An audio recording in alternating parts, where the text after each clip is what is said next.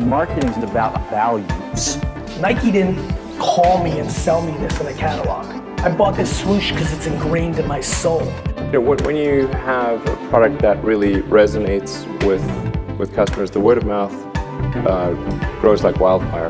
Welcome to the Marketing Max Show. Now, let's dive in.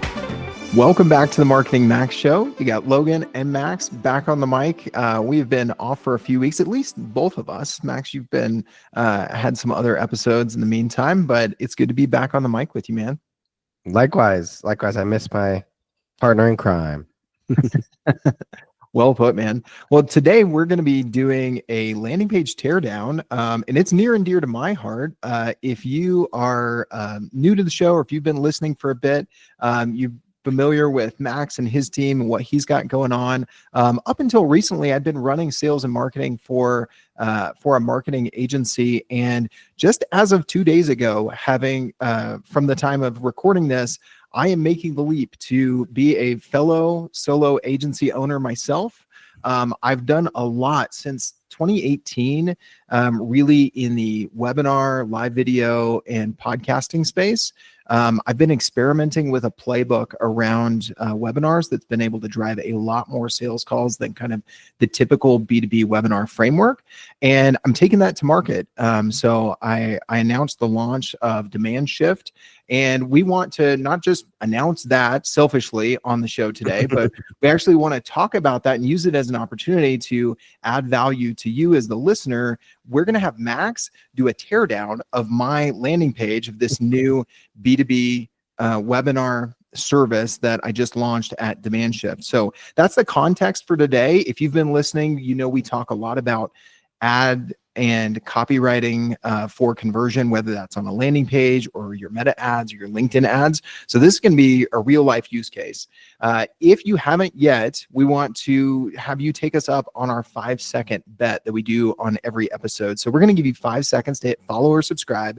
If by the end of this episode you don't get any value, then you can unsubscribe, and you can let me know on LinkedIn, and you can let Max know on X how bad this episode was. So without further ado, we'll give you the 5 seconds to subscribe. So 5, 4, 3, 2, 1. All right, let's jump into it, Max. So with the context that I set up earlier, we're going to have you do a teardown. I am your co-host, so be gentle, but, call out the things that could be better as well. We're actually going to pull it up on screen. So if you're just listening to the podcast and you don't know, you should be subscribed to the show on YouTube so that when we pull stuff up on video like this, you're actually getting the full experience. So with that being said, Max, I'll let you take it away. Sometimes I go for too long at the beginning of our episodes, and today's in that category, man. I've never heard that feedback or thought it, but that's good to hear. Fair enough. Yeah, so if you're listening on Spotify or Apple or wherever, we'll try to do our best to explain it to you, because I am sharing my screen now. I also don't know how exactly it's going to appear on YouTube, but I'm sharing my screen now. Logan sent me a LinkedIn post. I think it was like yesterday, Friday. That was like, hey, can you like this LinkedIn post and engage with it? And I didn't just like and engage with it because that would be inauthentic for me. I read the whole post. I clicked on the link and I left an actual comment having read the post. And when I clicked on the link, it brought me to this landing page for your new agency, for your new offer. So yeah, I mean, I've teared down, or not teared down, but given feedback on thousands of websites in my career. I literally did it this morning for 2 of our newsletter advertisers. Let's just start here with the tagline, because something that a lot of people don't know or really don't think about is only 80% of, or not only, but exactly 80% of the people who visit your website will make a decision on how long they're going to stay based on the first thing they read. So stop running webinars that don't drive sales. My first question to this is, who is your target audience, Logan? Because when I read this, I don't currently run webinars. I've tried them in the past, but I don't currently run webinars. So this clearly speaks to someone that is actively running webinars, because you're telling me stop doing what you're doing. Well, I'm not doing that. Right. So my first question would be, are you really targeting people who are currently running running webinars and you want to help them do it better? Totally fine if you are, especially starting out. Starting like super niche, with Mhm. people who are already running webinars, great. Yeah. But is that your target ICP or not? Let's start there. Yeah, that's a good question. So I would say that's not my entire target ICP. So your feedback is definitely valid. As I'm prospecting and doing my own biz dev and hustling and driving traffic to this landing page for the new offer, I am starting with folks that are running webinars because I think that they're probably the ones who have felt the pain that that I've identified here for B2B brands, that I call it the conversion cliff. Even when they do all this work to drive registrants for a webinar one, they're getting low attendance rates below the 30 to 40% average. And then their conversion rate to book sales calls is super low as well. So I think they're the ones most often feeling the pain. But my thinking was, well, if I just say, hey, drive more leads, book more sales calls, then I sound kind of like a generic lead gen agency. It's like, well, how do you do that? One feedback I got from a friend who was checking out the landing page, he was kind enough to send me back like a 5-minute Loom video. He was like, I might actually take your subheader and your headline and switch them. What are your thoughts on that? Would you second that advice? I think that's a step in the right direction, but I think we can come up with something 100 times better. Okay. 100 times. Let's go. Literally 100 times Let's better. go. So I think, to go back to the question, like, who is your target ICP? Is it software businesses? Is it marketing agencies? Is it kind of anyone that's running webinar? And it's fine if it's not as niche as like just software businesses. But one of the best taglines of all time, or tagline templates, and I think we've talked about this in the show before, I bring it up a lot because it really helped me grow my last agency, is we help X achieve Y. So you already have the achieve Y here, right? Book 5X more sales calls, right? But the who, right? We help X. Right? The X is the who. So we help businesses.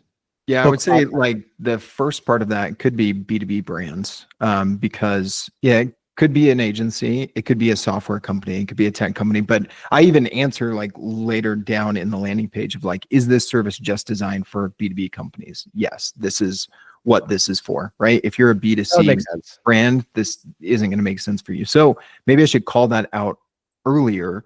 And maybe I niche within B2B brands, but those are the guardrails that I know I have for now. So maybe I should just call those out. Yeah, so people go back and forth. I've heard people say like, hey, if you're in B2B, it's pretty obvious. You don't really need to say like, we help B2B brands book 5 times more sales calls from webinars.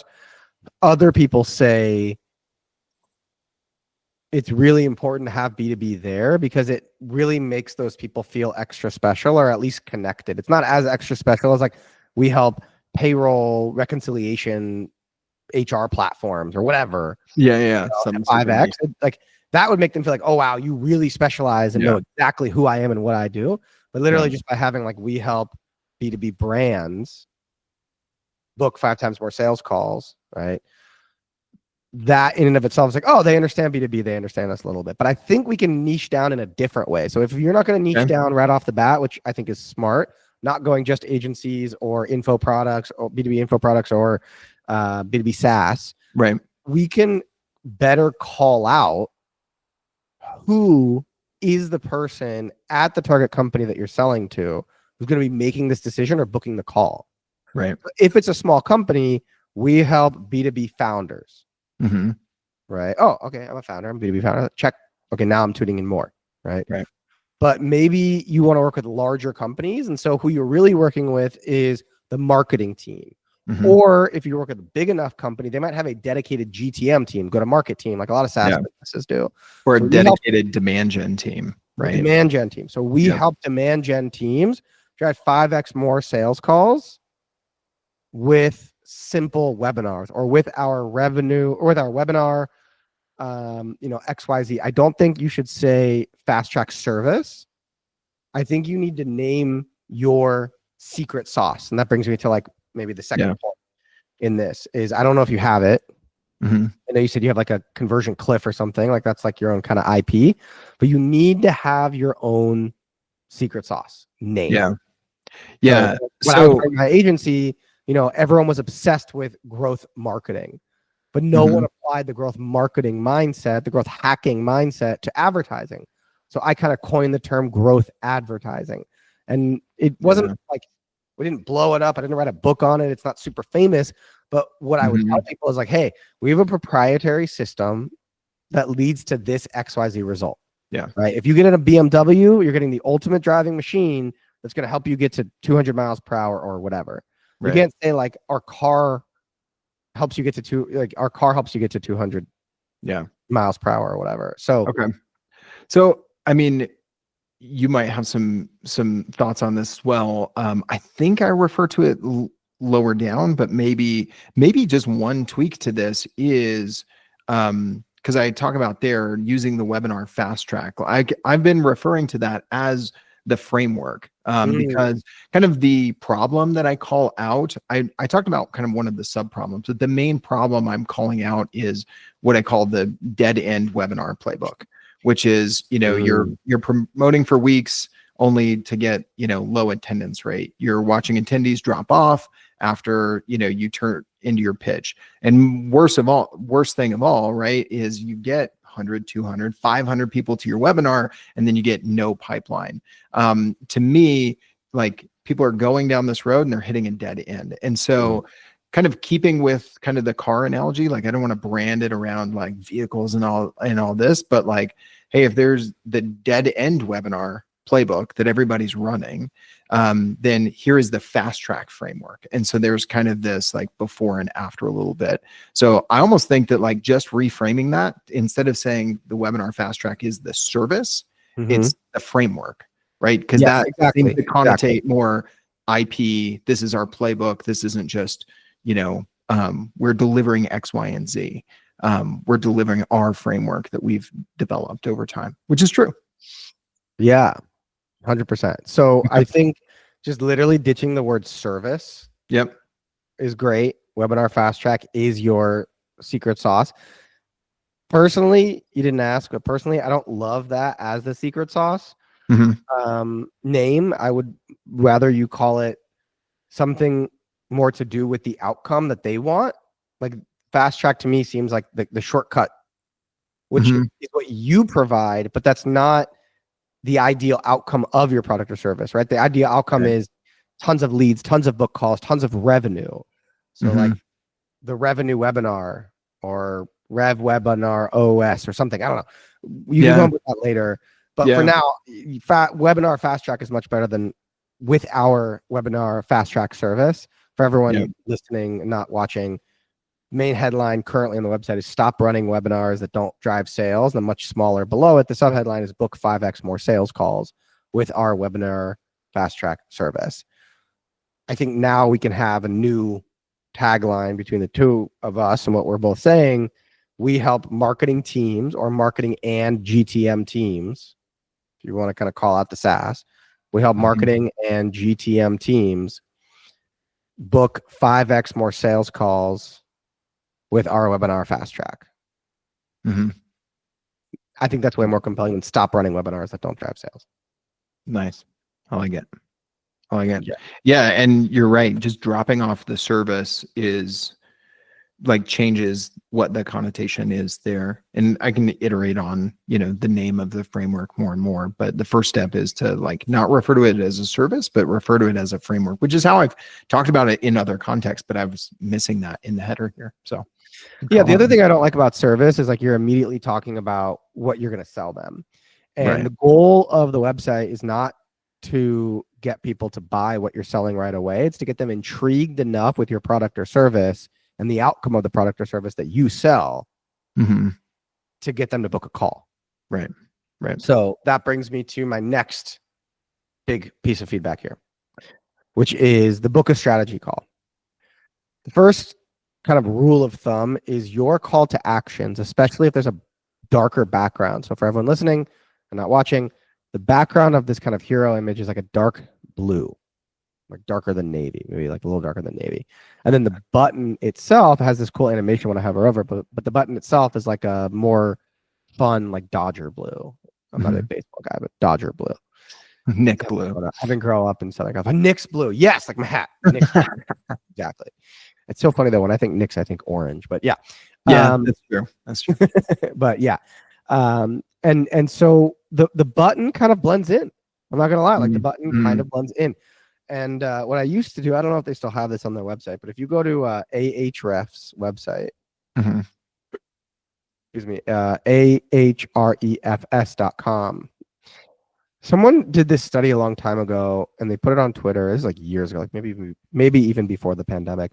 But basically, if you were to blur out with like 50 or maybe even 70% opacity your hero of your website, the moment you open up your website on desktop or mobile, like before you start scrolling down, whether it's desktop or mobile, if you were to just kind of blur it out and you only saw colors, is it very clear where you want people to click?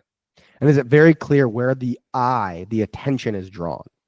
All right. So if you are on YouTube, you'll see I have Ahrefs website pulled up, and it's not just that their call to action button is bright and orange. It's also that it's rather large. And so my eyes immediately go to this large orange button that says sign up for Ahrefs. On yours, the blue kind of blends in. So the first thing is I think we need to drastically change the color. I think we need, I don't think it's called an accent color, but I forget exactly what it's called. Yeah. We need like a primary, I don't even know what it's called. I'm not even going to pretend. We need a brighter color. Yeah. Right? And then book a strategy call. I don't think it's all that compelling. This is where you need like a CRO tool like Crazy Egg or Unbounce, but book a strategy call.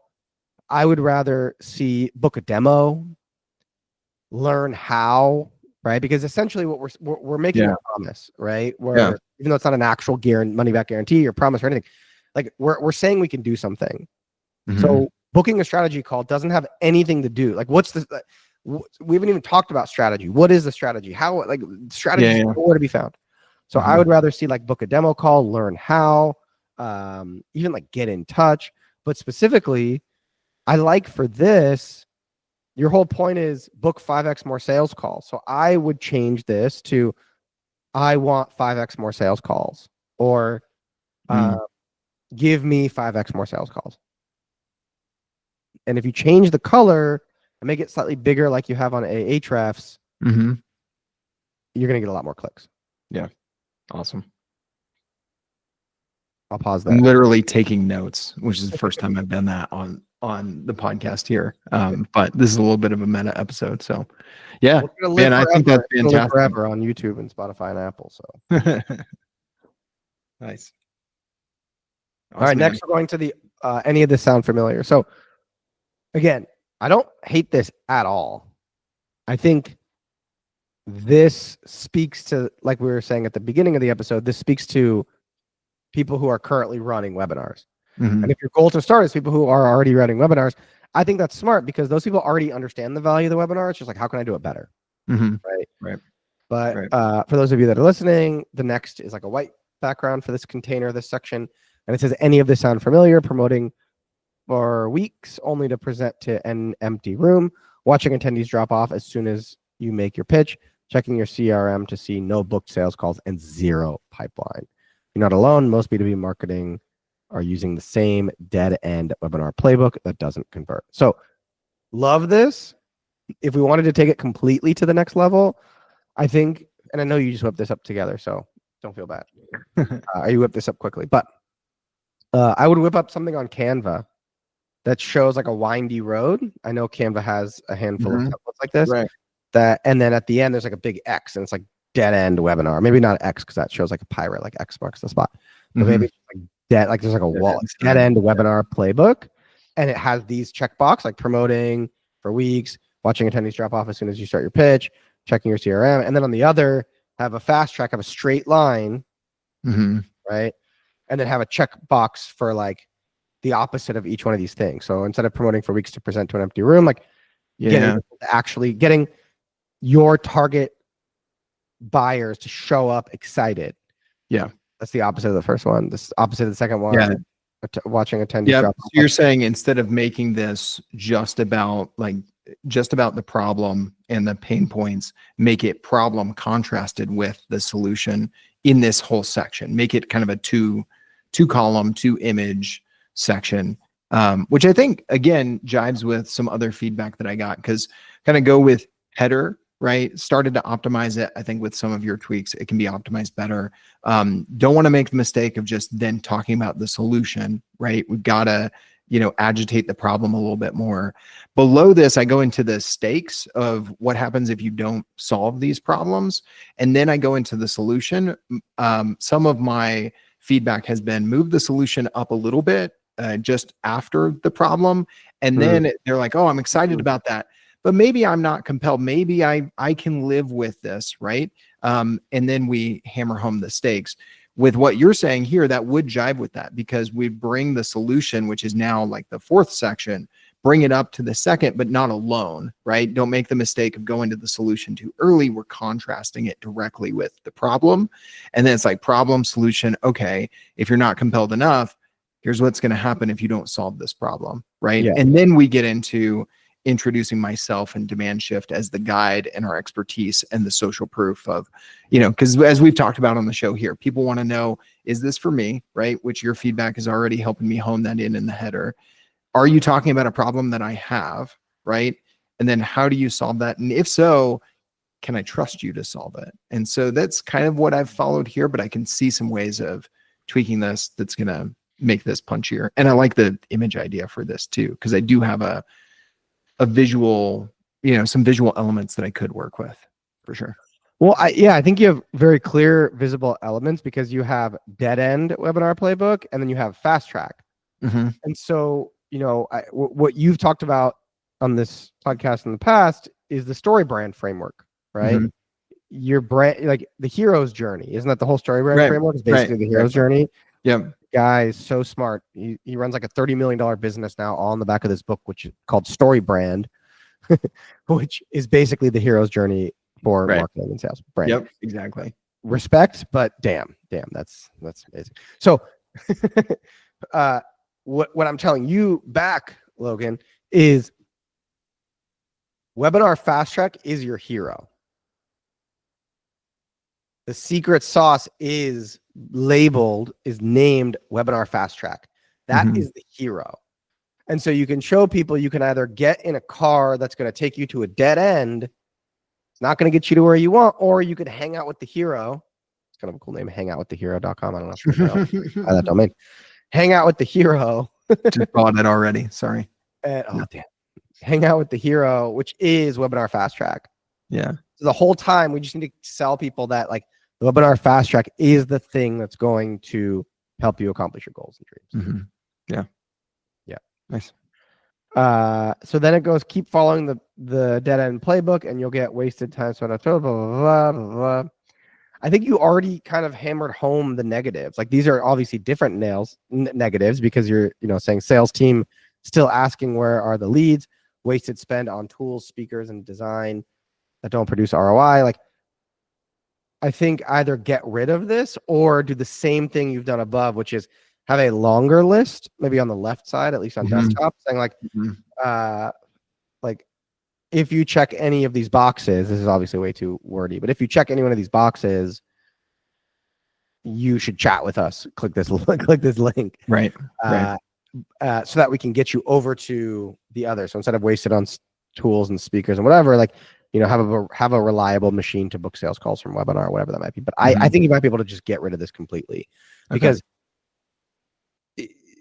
again, people don't care so much about, let me rephrase that. A lot of people say in marketing, and particularly in like friendship building, like relationship, how to win friends and influence people, with Dale Carnegie, that we've talked about a little bit on this podcast. He says, if you want to meet someone and build a rapport with them really quickly, if you want to become really fast friends with someone, you have to find a common dislike. So you and I both like the Knicks basketball. Oh my God, sick, amazing. But like, if we both really hate the Celtics, whether you like Knicks basketball or not, like that's going to have a stronger bond for us. Right. So on one hand, it's like, yeah, let's address the negatives in the room, and let's really hammer home all of the negative ways that people feel about it. But on the other side, especially when it comes to B2B, what I've found is dangling the carrot, as I call it, or explaining to people the outcome, the dream outcome. I can help you achieve your dream outcome. That is how you're going to get a lot more clicks, book sales calls, closes, And so I think the more we can paint the webinar fast track as the hero, the better. So I would kill this section completely. It says keep following the dead end playbook and you'll get all these negative things, missed pipeline targets, blah, blah, blah. All right, the next one, or use the webinar funnel. So if you want, you can put these next to each other in one container. Right. But right now it's just not great. Then it goes to, hey, I'm Logan. I'm not just the guy behind the framework. I was an in-house marketer who felt the frustration of dead end webinars firsthand. So this is great. I might say, hey, I'm Logan, the webinar conversion expert. Like, you got to add more memorable things to the website, to the landing page. And like, oh, that's Logan. He's the webinar guy. You know, like, much as I hate to pigeonhole people, label people, like, it's just how the brain works. They bucket you into things. And so, no, dude, I connected with a guy on LinkedIn yesterday. He saw my launch post about demand shift and the fast track, the webinar fast track. And he was like, hey, I might have some clients that need your service. And I didn't even need to ask him, what's your service? Because after his name, it said that circle guy. And I was like, oh, he specializes in building circle communities.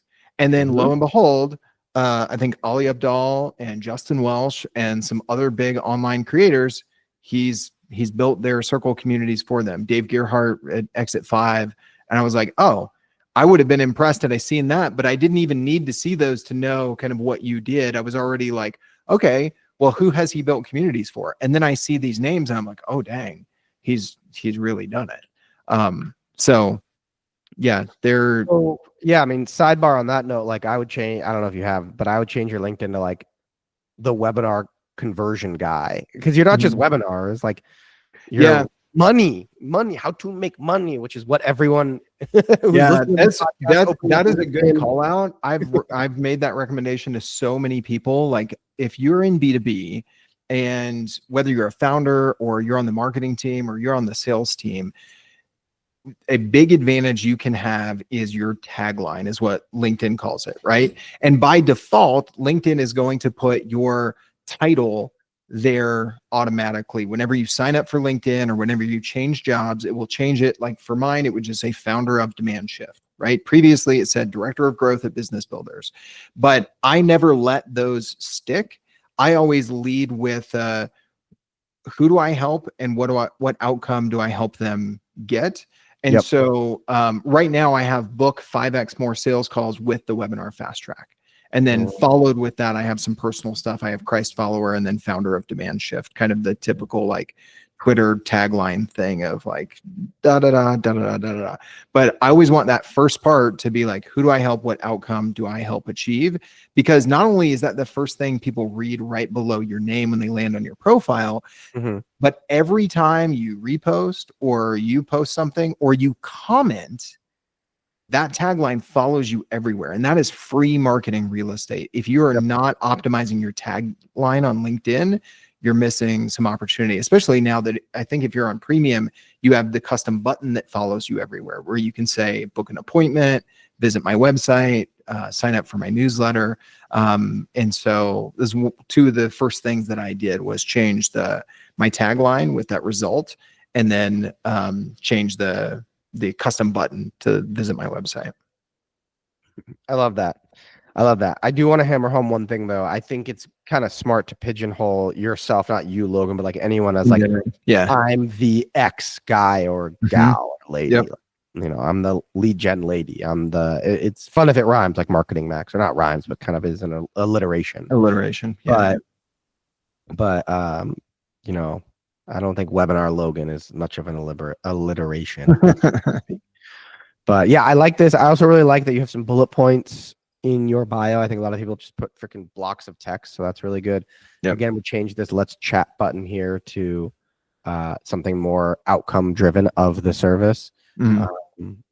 But yeah, I like that it's kind of conversational and more personal on the bio section of the page. I don't think I made it down this far. Here's how it works. We take care of everything for you.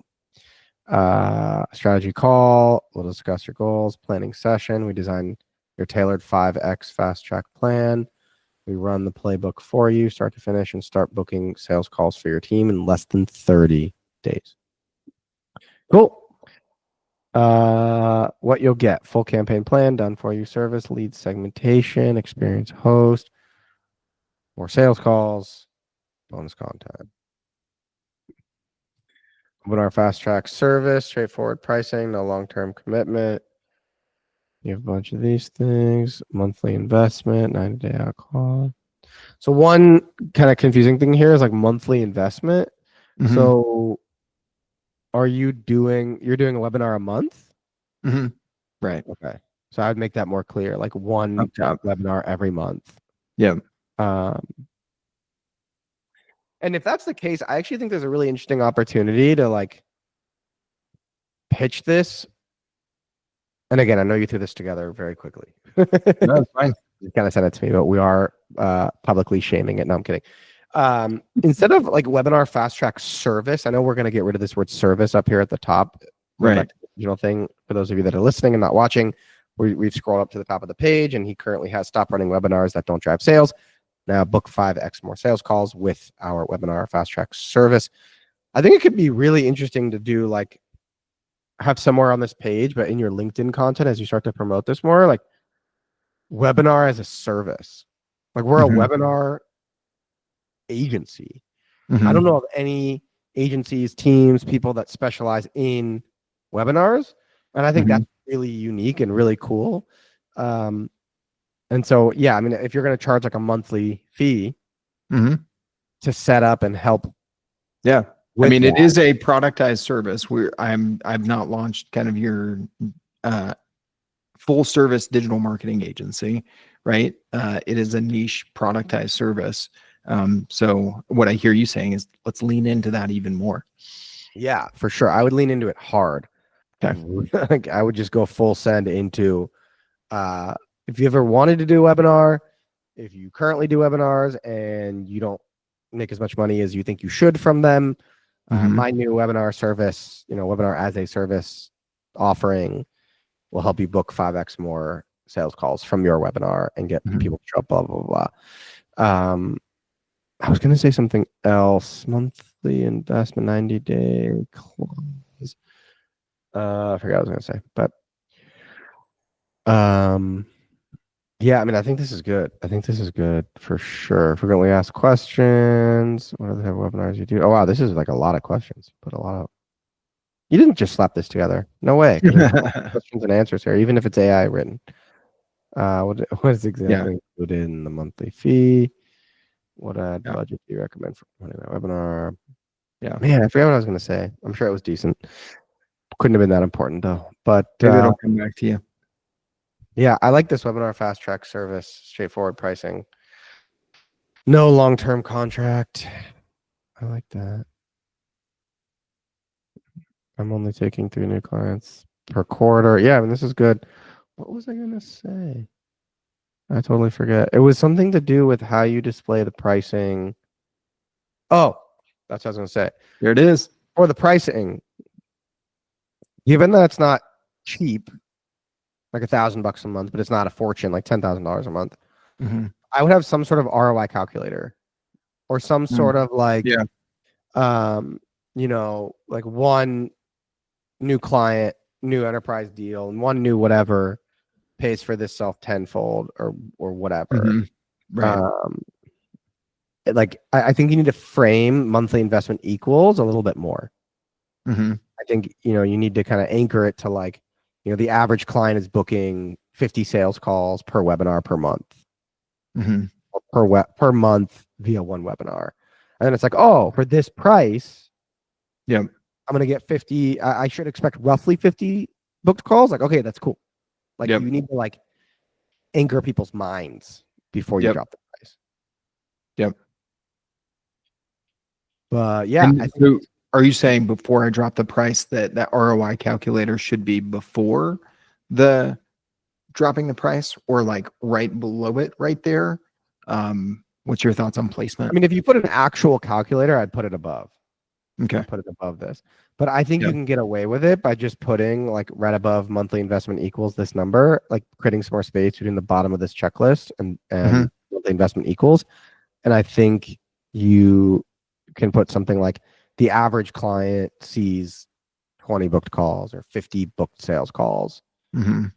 And so if you actually are booking like 50 sales calls and you're charging me $4,500 a month, $100 a sales call, like that's better than a lot of other places. So Mhm.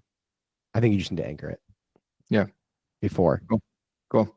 Yeah. Yeah, and it wouldn't be too tough to do an ROI calculator because we basically say, okay, how many attendees are we usually able to drive? We have an idea of how many book sales calls that leads to. Now the variables are what's your ACV and what's your close rate from sales call, sales accepted opportunity, or however sales accepted lead, however you manage that in your own CRM.